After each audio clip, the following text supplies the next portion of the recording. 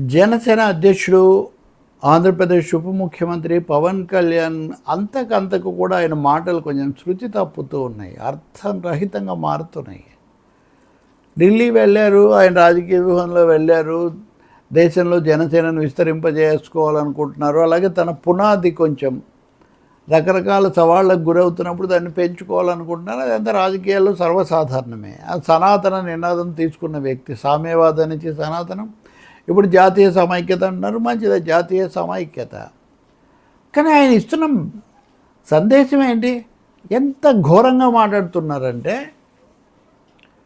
ఒకప్పుడు చేగువేర బొమ్మలు వేసుకొని తిరిగారు, వాళ్ళ కుటుంబంలో కూడా కమ్యూనిస్టు సాంప్రదాయాలు ఉన్నాయని చెప్పారు. తను కూడా ఎలా చేశానన్నారు. ఆఖరికి తను తీసిన సినిమాల్లో కూడా కొన్నిసార్లు మావోయిస్ట్ని కనీసం 1-2 సినిమాల్లో అయినా అలాంటివి చూపించారు. అలాంటి వ్యక్తి ఇప్పుడు ఏం చెప్తున్నారు? స్కూల్లోనేమో పేట్రియాటిజం, దేశభక్తి గురించి చెప్తారంట, ఇంటికి వచ్చేసరికేమో కమ్యూనిజం చెప్తారంట. అంటే కమ్యూనిస్టులు దేశభక్తులు కాదని ఈయన ప్రకటిస్తున్నారా? పుచ్చెలపల్లి సుందరయ్య, ఈఎంఎస్ నంబూదిరిపాదు, జ్యోతి బసు,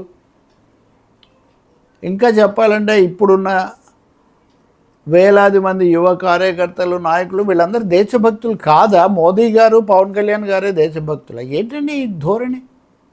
అసలు కమ్యూనిస్టులు దేశభక్తులు కాదు, ఇంట్లో కమ్యూనిజం చెప్తారు, స్కూల్లోనేమో పేట్రియాటిజం చెప్తారు. పేట్రియాటిజం వర్సెస్ కమ్యూనిజం అనే ఈ ప్రశ్న, ఈ ధోరణి ఎందుకు వస్తుంది నాకు?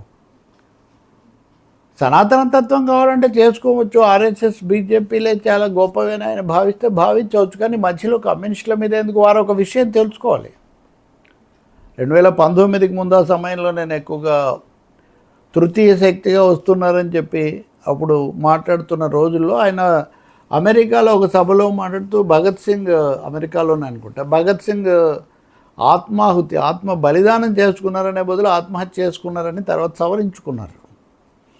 భగత్ సింగ్ 1923 ఆ ప్రాంతాల్లోనే ఆయన మార్క్సిజం గురించి తెలుసుకున్నారు. ఆయన జైల్లో ఉన్నప్పుడే లెనిన్ గురించిన రచనలు చదువుతున్నారు. చాలామంది చెప్పుకుంటూ ఉంటారు, పూర్తిగా సరైనది కాకపోయినా ఆయన చనిపోయి ఉరికంబం ఎక్కే ముందు కూడా లెనిన్ రాసిన రాజ్యము, విప్లవము, స్టేట్ అండ్ రెవల్యూషన్ చదువుతున్నారని.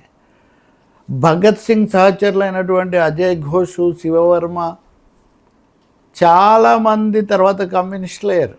నేను ప్రచురించిన పుస్తకం ఉంటుంది భగత్ సింగ్, ఆయన జ్ఞాపకాలు, ఆయన నోట్స్, అందులో తెలుగునాట భగత్ సింగ్ అనుయాయుల ప్రభావం ఏంటి, అలాగే రాజమండ్రి సెంట్రల్ జైల్లో వాళ్ళతో సుందరయ్య గారు లాంటి వాళ్ళు ఎలా కలుసుకున్నారు, ఇవన్నీ నేను ఎందుకు చెప్తున్నానంటే, భగత్ సింగ్ కంటే దేశభక్తులు ఎవరు ఉంటారండి? ఆయనే కమ్యూనిజాన్ని, మార్క్సిజాన్ని అభిమానించారు. వృత్తి విప్లవకారులు, విప్లవానికి అంకితమైన వాళ్ళు కావాలని ఆయన చెప్పారు. ఇప్పుడు పేట్రియాటిజం వేరు, కమ్యూనిజం వేరని ఇది ఎక్కడ సిద్ధాంతం అండి? పేట్రియాటిజం లేకుండా దేశం కోసం ప్రాణాలు అర్పిస్తారా? పేట్రియాటిజం అంటే ఇప్పుడు చెప్తున్నటువంటి కొంతమంది అదే పనిగా కొంతమంది చెప్తున్న కుహనా విలువలే దేశభక్తి అని నేను భావిస్తున్నారా? దేశమును ప్రేమించుమన్నా, మంచి అన్నది పెంచుమన్నా, వట్టి మాటలు కట్టిపెట్టు, గట్టి మేలు తెలపెట్టవు అని చెప్పిన గొరజాడ దేశభక్తి గేయాన్ని బాగా ప్రజల్లోకి తీసుకెళ్ళిన వాళ్ళు కమ్యూనిస్టులేనండి. గొరజాడ డైరీలు, వీరేశలింగం డైరీలు బయటికి తీసి ముద్రించిన వాళ్ళు కమ్యూనిస్టులేనండి. పవన్ కళ్యాణ్ గారు ఇప్పుడు ఆయన బీజేపీ ఎన్డీఏలో ఉండొచ్చు, మోదీ అమిత్ షాలతో పొగడవచ్చు, వాళ్ళతోనే ఉండాలనుకుంటే ఉండొచ్చు. ఆయన సనాతన ధర్మమే కావాలి అని దానికి ఎవరు కాదంటారు. కానీ దేశభక్తి వాళ్ళ సొంతమైనట్టు, కమ్యూనిస్టులు దేశభక్తులు కానట్టు, అక్కడ అది ఇక్కడిది ఏంటండి? చాలా చాలా పొరపాటు వాదన ఇది. మొత్తంగా ఒక సిద్ధాంతాన్ని, దాన్ని అనుసరించిన, త్యాగాలు చేసిన కోట్లాది మందిని దేశభక్తుల జాబితాలో నుంచి తొలగించే అధికారం పవన్ కళ్యాణ్కి కాదు, ఎవరికి కూడా లేదు. ఇది చాలా ఆయన దీన్ని సవరించుకుంటారని నేను భావిస్తూ ఉన్నాను. రెండోది, దేశభక్తి అనే దానికి అక్కడ ఇంకోటి కూడా ఆయన చెప్పారు, ఒకే రిపబ్లిక్, ఒకే రిపబ్లిక్కే, ఒకే రాజ్యాంగమే. కానీ అదే సమయంలో ఈ దేశంలో ఉన్న వైవిధ్యాన్ని, భిన్నత్వాన్ని గుర్తిస్తారా లేదా అన్నది ప్రశ్న. అంతటి మీద శిలాశాసనాన్ని రుద్దాలని చూస్తున్నటువంటి మోదీ గారు, బీజేపీ ఆర్ఎస్ఎస్ పద్ధతులు సరికావు, ప్రజాస్వామికంగా ఉండాలి, సమాఖ్యతత్వం ఉండాలి అని చెప్తున్నారు. ఇప్పుడు సమాఖ్యతత్వాన్ని నొక్కి చెప్పాల్సిన సమయం, అలాగే భిన్న మతాలతో కూడినటువంటి దేశం యొక్క లౌకిక స్వభావాన్ని నొక్కి చెప్పాల్సిన సమయం. ఇటువంటి అప్పుడు ఆ భాగాన్నేమో పక్కన పెట్టేసి అన్నీ ఎన్నా కానీ ఒకటే కాబట్టి అదే ఒకటి ఇంకా అదే ఒకే దేశం, ఒకే ఎన్నిక, ఒకే పన్ను, ఒకే పరీక్ష, ఒకే మతం, ఒకే పార్టీ, ఒకే మోదీ, ఆ సిద్ధాంతానికి ఇది కూడా తీసిపోబోతుంది అనమాట. ఇది అవాస్తవికమైంది, అచారిత్రకం, అశాస్త్రీయం కూడా. దీన్ని తొందరగా ఆలోచించుకోవడం చాలా మంచిది. అన్నిటికంటే ముఖ్యంగా ఎంతోమంది గొప్ప దేశభక్తులను అందించినటువంటి విప్లవోద్యమాలు అంటే లేకపోతే ఆయన ఆ చిత్రంలో జల్సాలో చూపించినట్టుగా కేవలం మాజీ నక్సలైట్లుగా ఉండి వచ్చిన వాళ్ళు లేకపోతే మావోయిస్టులు, అది ఒక దశ మాత్రమే, అది ఒక రూపం మాత్రమే. విస్తారమైన ప్రతిఘటన ఉద్యమాలు, ప్రజా ఉద్యమాలు, సాయుధ పోరాటాలు, ప్రజా పోరాటాలు, ఇప్పుడు విశాఖ ఉక్కును కాపాడుకోవడానికి జరుగుతున్న పోరాటం ఏంటి, భాషా ప్రయుక్త రాష్ట్రాల కోసం జరిగినవి, వీటన్నిటిలో కమ్యూనిస్టులు ముందున్నారు. దాన్ని ఆయన ఇదివరకు అభినందించారు కూడా. సీట్లు లేకపోయినా, ఈ చాలా సదుపాయాలు లేకపోయినా ప్రజల కోసం నిలబడ్డారు, త్యాగాలు చేశారని ఒకప్పుడు ఆయనే అభినందించేవాళ్ళు. మరి ఇప్పుడు వారు వీరవుతారన్నట్టుగా ఎన్డీఏలో చేరిన పుణ్యాన రాజకీయ వ్యూహాల్లో భాగంగా కమ్యూనిస్టులు దేశభక్తులు కాదు, స్కూల్లో పేట్రియాటిజం, ఇంట్లో కమ్యూనిజం, అదేదో తప్పు అన్నట్టుగా ఉంటే రెండు ఒకటే.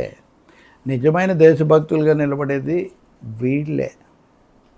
అది మీరే చెప్పారు. చెగువేరా కంటే ఎవరుంటారు? ఆయన తన దేశాన్ని విముక్తి చేసి ఇంకో దేశం నుంచి వెళ్ళి తన దేశాన్ని విముక్తి చేసి మళ్ళీ ఇంకో దేశానికి కూడా వెళ్ళాడు ఆయన. ఇంకా అంతకంటే దేశభక్తులు ఒక దేశం కాదు, అన్ని దేశాల్లో, హోచిమిన్ చైనాలో, ఇంకో చోట.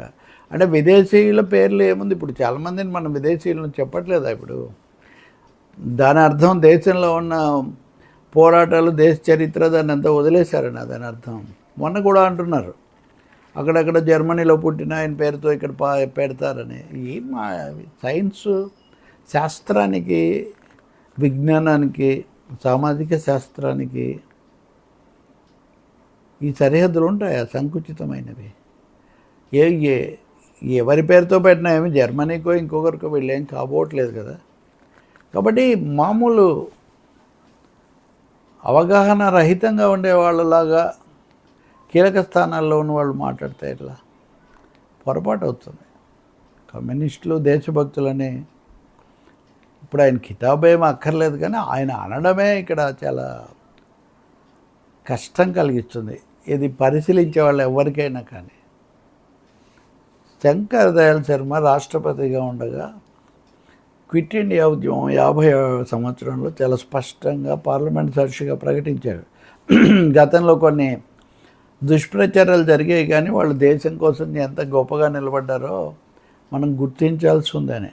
మళ్ళీ ఒకసారి అవన్నీ చూడడం చాలా మంచిది. ఎంతసేపటికి సంఘ పరివార మాటలే వింటే ఇంతే అవుతుంది.